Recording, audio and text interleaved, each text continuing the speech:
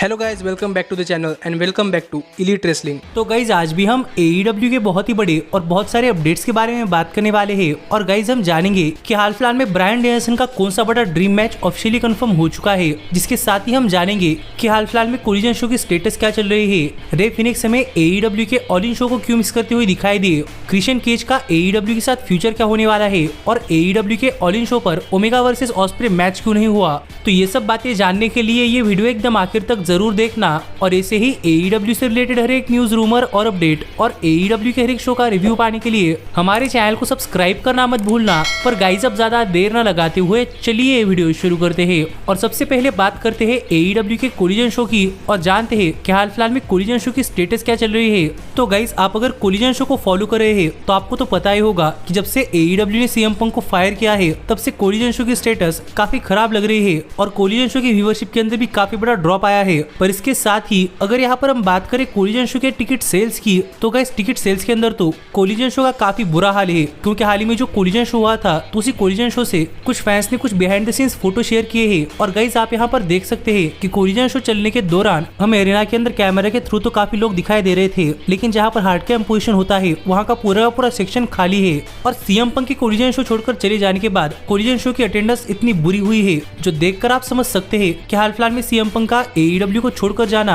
ये AEW कितना deeply effect करा है, जबकि कोलिजन शो CM पंक का मेन शो था। और इसीलिए मुझे लगता है कि AEW को अपने कोलिजन शो को इम्प्रूव करने की जरूरत है। और हमने हाल ही में 10 ऐसी चीजों के बारे में बात की है जिससे कि AEW अपने कोलिजन शो को इम्प्रूव कर सकती है। तो चीजें क्या है जानने के लिए ऊपर आए हुए कार्ड के ऊपर क्लिक कर आप हमारे चैनल की वेबसाइट के ऊपर जाकर आर्टिकल्स पढ़ सकते हैं, क्योंकि आपको AEW से रिलेटेड हर एक न्यूज, रूमर और अपडेट हमारे चैनल पर वीडियो आने से पहले हमारे चैनल की वेबसाइट के ऊपर पता चलती है। तो किन 10 चीजों के अंदर AEW अपने कोलिजन शो को इम्प्रूव कर सकती है, ये जानने के लिए ऊपर आए कार्ड के ऊपर क्लिक कर ये आर्टिकल चेकआउट करना मत भूलना। पर आप मुझे कमेंट कर बताइए कि आपके हिसाब से AEW क्या करना चाहिए। लेकिन फिलहाल के लिए हम आगे बढ़ते हैं और बात करते हैं हमारे अगले बड़े अपडेट की। और गाइस जानते हैं कि हमें रे फिनिक्स AEW के ऑल इन शो पर क्यों नहीं आते हुए दिखाई दिए थे। तो गाइस ये थोड़ी फार पुरानी अपडेट है, जहाँ पर आपको तो पता ही होगा कि AEW के ऑल इन शो से पहले जॉन मॉक्सली ने एक तरीके से रे फिनिक्स पर काफी बुरी तरीके से अटैक कर दिया था, जिसके चलते हमें रे फिनिक्स AEW का ऑल इन पे मिस करते हुए दिखाई दिए। लेकिन फाइनली अब रे फिनिक्स भी कोलिजन शो पर वापस आ चुके हैं और अब रे फिनिक्स फिर एक बार मॉक्सली के पीछे जा रहे हैं। और हमें स्टोरी लाइन के अंदर तो दिखाया गया था कि मॉक्सली ने रे फिनिक्स पर काफी बुरी तरीके से अटैक कर दिया है, इसीलिए रे फिनिक्स AEW के ऑल इन शो पर नहीं आ पाए। लेकिन गाइस हमें एक्चुअली बताया जा रहा है कि रे फिनिक्स ऑल इन शो पर इसलिए नहीं आ पाए क्योंकि रे फिनिक्स हाल फिलहाल में यूनाइटेड स्टेट्स की सिटीजनशिप पाना चाहते हैं, और इसीलिए रे फिनिक्स को कायदे के हिसाब से शायद अगले 6 से 7 महीनों के लिए यूनाइटेड स्टेट्स के अंदर ही रहना पड़ेगा और वो ये देश छोड़कर नहीं जा सकते, जिससे कि उन्हें यूनाइटेड स्टेट्स की सिटीजनशिप मिलने के लिए काफी आसानी होगी। और इसी अपने वीजा और ट्रैवल इश्यूज के चलते रे फिनिक्स ऑल इन शो पर नहीं आ पाए और AEW ने रे फिनिक्स को स्टोरी लाइन के तो राइट ऑफ कर दिया था। पर अब रे फिनिक्स वापस आ चुके हैं, जहां पर फिनिक्स के एब्सेंस का मेन रीजन तो आपको पता है, लेकिन देखना पड़ेगा कि अब स्टोरी लाइन के अंदर रे फिनिक्स वर्सेस मॉक्सली स्टोरी आगे किस तरीके से कंटिन्यू होती है। पर सच में मुझे भी ये स्टोरी देखने के लिए काफी मजा आने वाला है। पर फिलहाल के लिए हम आगे बढ़ते हैं और बात करते हैं हमारे अगले बड़े अपडेट की। और गाइस जानते हैं कि क्रिश्चियन केज ने AEW के अंदर अपने फ्यूचर के ऊपर कौन सा बड़ा स्टेटमेंट दिया है। तो गाइस आपको तो पता ही होगा कि 2020 से क्रिश्चियन AEW के अंदर काम कर रहे हैं, जहां पर उन्होंने रेवोल्यूशन पे ऊपर अपना डेब्यू किया। और तब से लेकर अब तक क्रिश्चियन ने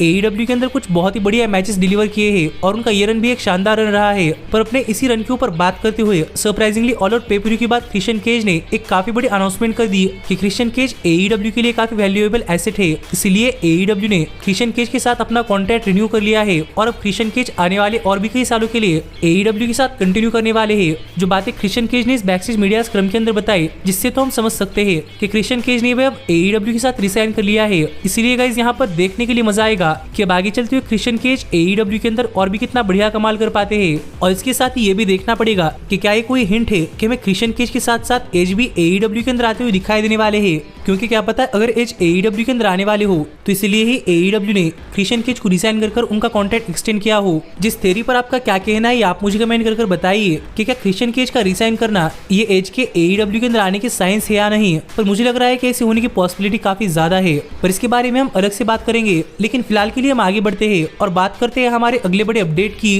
और जानते हैं कि हमें Kenny Omega versus will osprey एक काफी हाई स्टेज मैच AEW के ऑल इन पे पर क्यों नहीं देखने को मिला। तो गाइस आपको तो पता ही होगा होगा कि केनी ओमेगा और विल ऑस्प्रे ये दोनों ही स्टार्स रेसलिंग इंडस्ट्री के हाल फिलहाल में सबसे बड़े सुपरस्टार्स है और इनकी स्टोरी और इनके मैचेस काफी जबरदस्त मैचेस हो रहे हैं। और हमें इन दोनों सुपरस्टार्स के बीच में पहला मैच रेसल किंगडम पर देखने को मिला था, तो दूसरा मैच फॉरबिडन डोर पे पर व्यू पर, और मुझे लग रहा था कि हमें ऑल इन पे पर व्यू पर शायद ओमेगा वर्सेस ऑस्प्रे 3 देखने को मिल सकता है। पर सरप्राइजिंगली हमें ऑल इन पे पर व्यू पर ऑस्प्रे जेरिको से फाइट करते हुए दिखाई दिए, जबकि ओमेगा एक 6 मैन टैग टीम मैच का हिस्सा थे, जो देखकर मैं और फैंस भी काफी डिसअपॉइंट थे कि ऑस्प्रे और ओमेगा ऑल इन जैसे बड़े क्राउड के सामने एक दूसरे से फाइट नहीं कर रहे। पर हाल ही में रिवील हो चुका है कि हमें osprey versus omega 3 all in पे पर व्यू पर क्यों नहीं देखने को मिला। और गाइस हाल ही में जो रिपोर्ट सामने आ रहे हैं वो हमें बता रहे हैं कि ऑस्प्रे वर्सेस ओमेगा ये mainly new Japan pro wrestling की स्टोरी है, और यहाँ पर न्यू जापान प्रो रेसलिंग ये स्टोरी खुद अपने कंपनी के अंदर कंप्लीट करना चाहती है। इसलिए न्यू जापान प्रो रेसलिंग ने शायद एक तरीके से AEW को अपने शोज पर ये मैच करवाने की परमिशन नहीं दी थी, इसलिए ही AEW शायद अपने ऑल इन पे पर व्यू के कार्ड पर ओमेगा वर्सेस ऑस्प्रे 3 नहीं करवा पाए,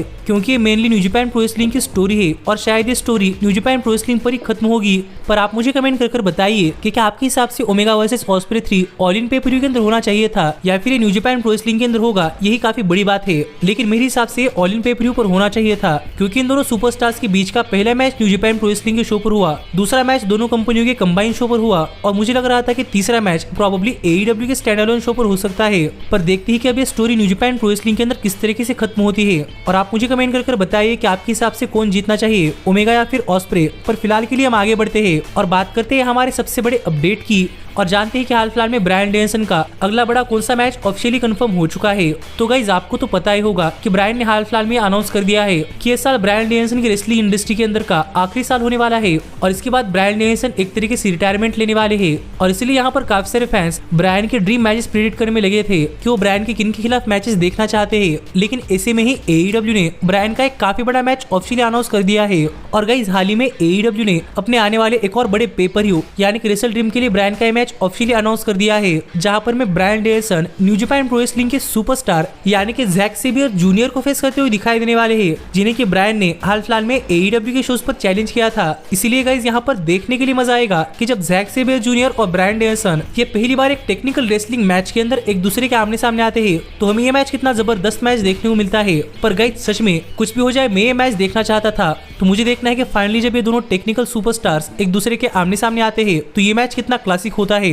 पर आप मुझे कमेंट कर बताइए कि आप ये मैच देखने के लिए कितना एक्साइटेड है। और ऐसे ही AEW से रिलेटेड हर एक न्यूज, रूमर और अपडेट और AEW के हर एक शो का रिव्यू पाने के लिए हमारे चैनल को सब्सक्राइब करना मत भूलना। पर अब मैं मिलता हूँ आपसे अगली वीडियो के अंदर, पर तब तक stay healthy, stay happy and keep watching elite wrestling. Hey, did you like that video? Click the screen for more. And where do you think you're going? Check out our official merchandise page and to support the entire cast. And thanks so much for being the elite. The elite, the elite. What, Nick, you're not going to sing it all with me this time?